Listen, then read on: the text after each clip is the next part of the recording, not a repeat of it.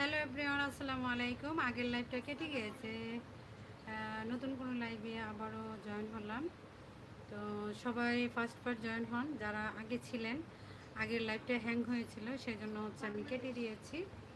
এখন হচ্ছে আমি আবারও নতুন জয়েন হলাম। একজন স্পেশাল ভিউয়ার্স আসছে আমার বাসায়। উনি হচ্ছে আরও একদিন আসছিল আমার বাসায়, আজকে আবারও আসলো।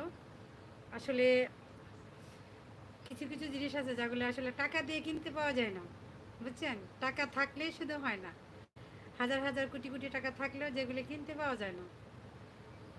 উনি হচ্ছে অনেক দূর থেকে আসছেন, নরসিংদী থেকে।